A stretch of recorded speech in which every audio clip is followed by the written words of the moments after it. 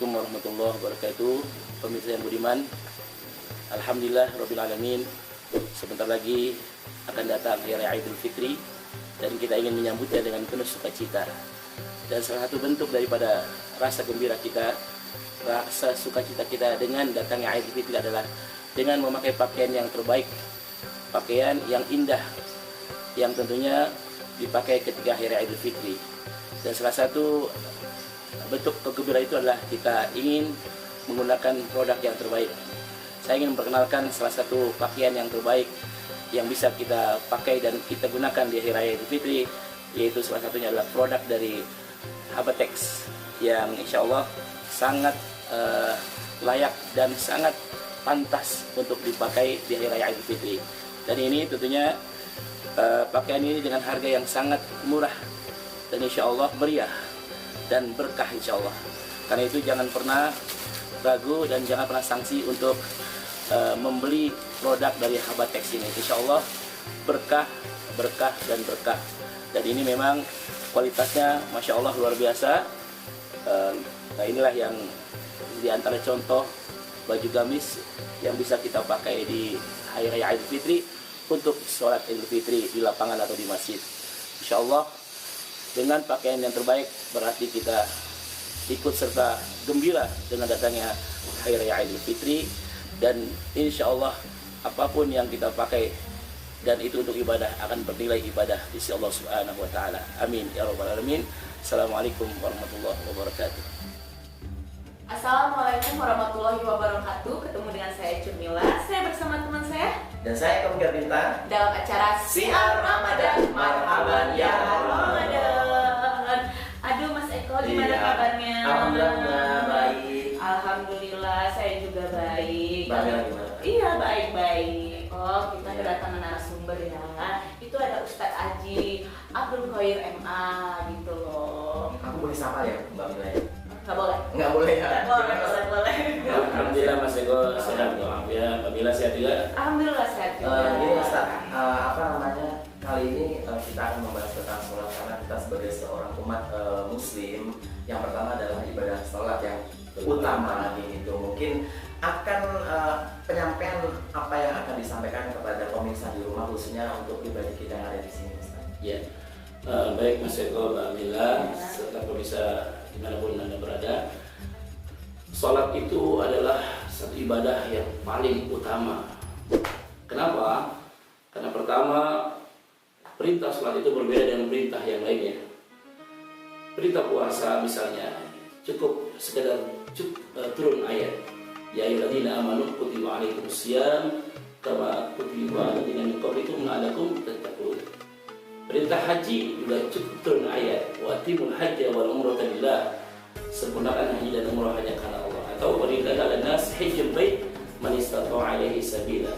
Tapi ketika Allah perintahkan kita sholat, tidak sekedar hanya cukup turun ayat saja, aqimus sholat, tapi langsung nabinya Rasulullah diundang oleh Allah lewat peristiwa Isra dan Mi'raj Nabi Muhammad SAW, yang tentunya sebagaimana kita maklum dan kita ketahui bahwa beliau selesai Isra Mi'raj, beliau turun ke bumi dan membawa perintah sholat yang 5 waktu. Sehingga dari sisi ini saja kita sudah meyakini bahwa sholat adalah ibadah yang paling utama. Yang kedua, sholat itu adalah yang pertama kali dihisab di yaumil qiyamah. Ketika sholat kita baik, maka ibadah yang lain pun akan baik. Tapi ketika sholat kita rusak, maka rusaklah amal ibadah yang lainnya. Alhamdulillah bid'ah. Dan yang ketiga, sholat itu adalah imaduddin, tiap agama. Siapa yang mendirikan sholat berarti dia telah mendirikan agamanya. Siapa yang meninggalkan sholat berarti dia menghancurkan agamanya. Dan sholat itu juga adalah ibarat kepala dalam tubuh kita.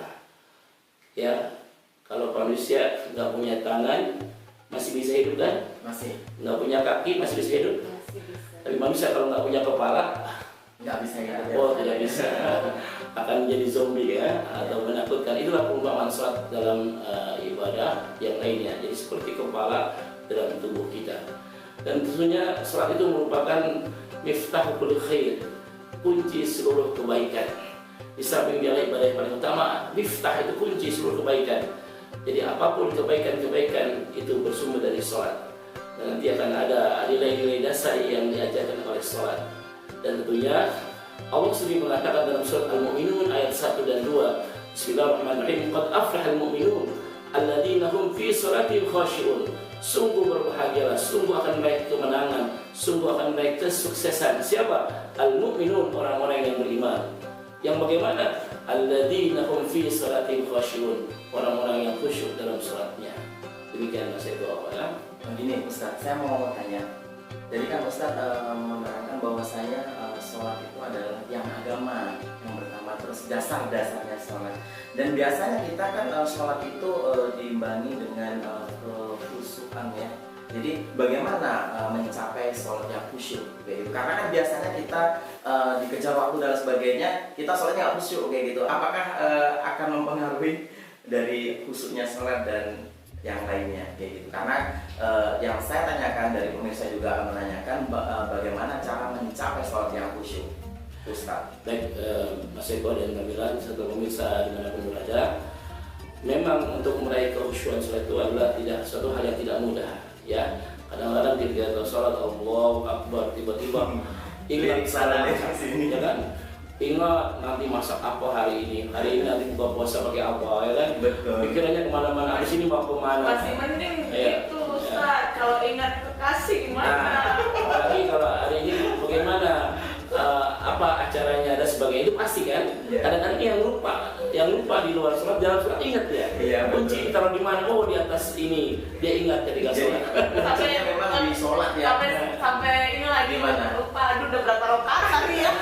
Dan itu sholatnya juga kadang lupa ya. Jadi biasanya rakaat jadi 3 rakaat kayak gitu. Berapa Iya.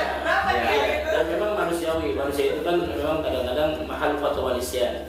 Manusia itu tempatnya kesalahan dan lupa ya. Nah, bagaimana cara meraih kekhusyuan sholat itu? Maka hari ini akan saya jelaskan. Ada beberapa hal. Yang pertama, kalau ingin khusyuk sholat kita, perbaiki wudhu kita. Jangan asal-asalan, Mas Eko. Ya. Jangan asal basah. Misalnya wudhu mukanya hidungnya doang ya, kaki jempolnya doang. Jadi syaratnya nggak sah kayak gitu. Nabi pernah menasihati sahabatnya ketika selesai sholat, kata Nabi, "Anta lam tusalli." Kau belum sholat. Mengapa ya Rasulullah? Mata kakimu belum tersentuh air sembahyang.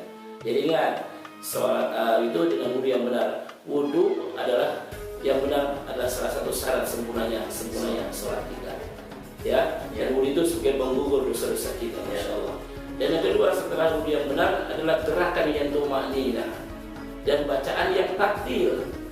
Jangan sholat itu ada istilah ikan cepat ikan gabus, makin cepat makin bagus kayak gitu. Karena Mas Eko pernah kan lihat di tayangan YouTube, Iya. ada sholat taraweh di daerah tertentu, ya 23 rakaat hanya 7 menit. Masya Allah. Itu gimana ya sholatnya?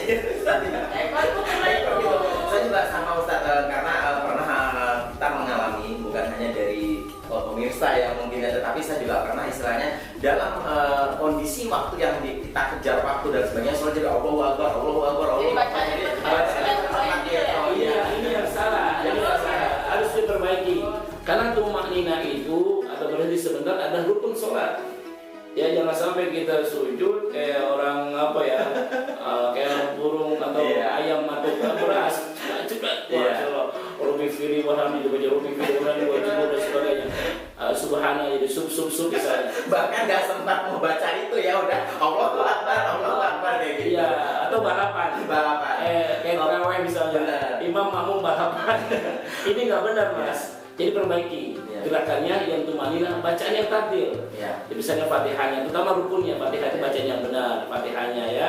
Dan ini penting sekali. Yang kedua, yang ketiga adalah di samping bacaan yang takdir, gerakannya tumanina, yang ketiga adalah sholatlah di awal waktu. Jangan sampai subuh kesiangan, zuhur kerepotan, asar di perjalanan, maghrib kecapean, isya ketiduran, seles bablas angin, solate. Ya Allah. Pemirsa, obrolan kita makin panas nih, makin seru, tapi kita berhenti sejenak untuk jeda pariwara berikut karena kita masuk iklan gitu. Jadi gini ya Ustaz, jadi sekarang kan udah masuk di pertengahan bulan puasa, jadi kita biasa ibu-ibu sosialita, terus ibu-ibu rumah tangga yang sibuk di kantor dan sebagainya, biasanya Mbak Mila ya apa namanya Kalau saya sih biasanya pengen yang ini aja. instan. Oh gitu. instan ya. Gitu. Soalnya saya kan apa ya banyak kerjaan Banyak juga, kerjaan juga, repot ya. lagi urusin ini urusin itu kan. Makanya saya juga sering pesan makanan. Makanan, ya. Termasuk Contohnya apa kue sih, kayak gitu? buat lebaran. Itu bisa di order kemana ya? Peepers Kitchen. Nah ini pemirsa jangan lupa nggak usah perlu repot-repot mau ke mana-mana mau bikin dan sebagainya. Pemirsa langsung aja di add di apa Trifish Kitchen di Iya sini. ini ada. Ada apa aja Mbak Mila? Enggak, maksudnya ini ada Instagramnya ya. Ada Instagramnya ya, nanti juga ada di mana itu, buat Mbak? apa namanya Instagramnya ya? Iya. Biar supaya lebih lengkap gitu. Nah ini ada berbagai macam kue. Kayak ini nih kue nastar. Terus kue apa nih ya? Saya perempuan nggak Kue panjang. Ya pasti enak banget. Nah Iya, ini juga ada Mbak Mila yang nggak kalah serunya. Bukan hanya di Jepang maupun Korea ada salju, tetapi di Indonesia juga ada kue salju. Di sini rasanya kalau di sana itu ada saljunya, nggak ada kuenya. Kalau di sini nggak ada saljunya, tapi ada kuenya gitu. Dan di sini juga ada Mbak Mila ada paket dari ya sama. Trifish Kitchen di sini. Yang penting apa namanya Mbak Mila? Enak banget. Enak Pak. banget ya. Saya Mungkin Mbak Mila juga udah pernah nyobain kan? nyobain ya. Tapi ini nanti pulang boleh saya bawa lagi. Boleh ya, boleh ya. Karena ketagihan, bener-bener deh. Saya yang nyobain. Iya, Saya udah nyobain ya Ustaz. Terus ada lagi juga dari jangan pemirsa juga bisa di Flowers Bliss istilahnya kita juga ada apa namanya nastar 30% 30% nanasnya, 80% itu ada dari kejunya. Jadi pencinta keju bisa lewat di Flowers Bliss dan bisa langsung follow IG-nya hanya di flowersbliss.co.id.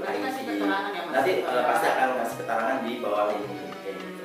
Jadi buat pemirsa pun juga lebih simpel, jadi nggak perlu repot-repot mau bikin sendiri. Jadi lebih harganya juga lebih apa ya? Pokoknya lebih ekonomis gitu, dan harganya juga tidak merogoh banyak uang ya Mbak Mila. Iya.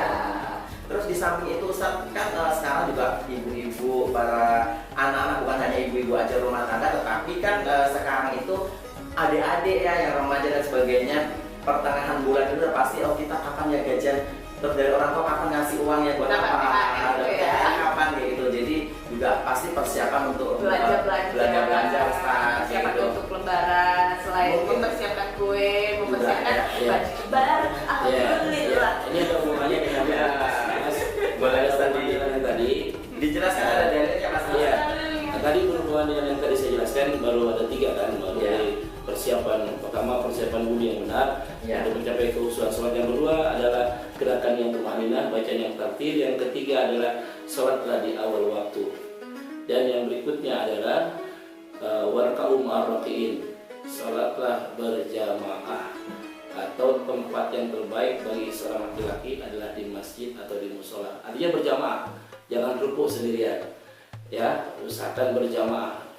Dan yang kelima ini berhubungan dengan pakaian. Iya. Kata Allah, khusus zinatakum inda kulli masjid. Kalau engkau datang ke masjid, pakaian pakaian yang terbaik menghadap Allah. Ya. Contohnya di sini ada di depan kita ini, subhanallah, ini apa namanya, Habatex, produk Habatex. Habatex produk yang Baju formal ini bisa kita pakai untuk sholat karena kita menghadap Allah, ya. Kita diundang presiden, diundang gubernur dan sebagainya dengan pakaian yang terbaik. Apalagi diundang oleh apalagi menghadap Allah. Ya. Nah ini juga bisa kasih hadiah bukan untuk siapa, untuk orang tua kita, untuk saudara kita, dan orang-orang yang sangat sangat berperan atau sangat begitu berharga di hati kita. Dan jangan lupa anak-anak yatim, fakir miskin, berikan juga mereka hadiah yang terbaik. Ya. Insya Allah akan diganti oleh Allah. Ya.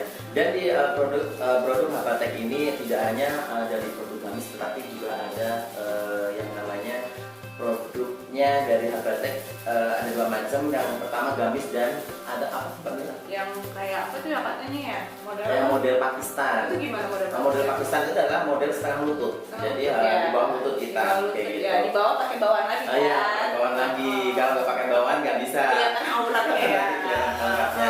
Pokoknya jangan lupa pemirsa dimanapun Anda berada, jangan lupa kualitasnya ini bagus sekali ya, harganya juga terjangkau. Nah tadi kalau seandainya beli banyak bisa diskon, makanya kalau mau berbagi-bagi rezeki juga buat anak yatim bisa order di sini juga.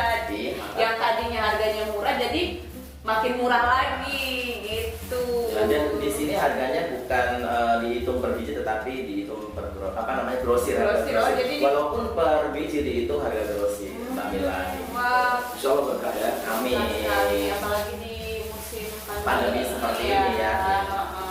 Ngomong-ngomong pandemi Mbak Mila, kita tetap akan memberikan pemirsa jangan tinggalkan program pemerintah. Seperti 3M ya. 3M tidak boleh ditinggalkan. Yang pertama mencuci tangan, memakai masker, tidak menjaga boleh berkerumun ya. Yang jaga jarak tadi Mbak. Iya, menjaga jarak gitu. Mungkin ada yang mau disampaikan Mbak Mila tentang keterkaitan sholat Ini Pak Ustadz ya, saya mau tanyakan antara ini loh, sholat hubungannya dengan akhlak seseorang. Kadang kan kata orang gitu kan, percuma sholat tapi kelakuannya menjadilah menjalik gitu loh. Gimana ya Pak Ustadz? Perintah sholat itu adalah yuqimunas sholat, bukan ya'malunas sholat. Jadi dirikan sholat, tegakkan sholat, bukan kerjakan sholat. Kalau mengerjakan sholat hanya sekedar gugur kewajiban.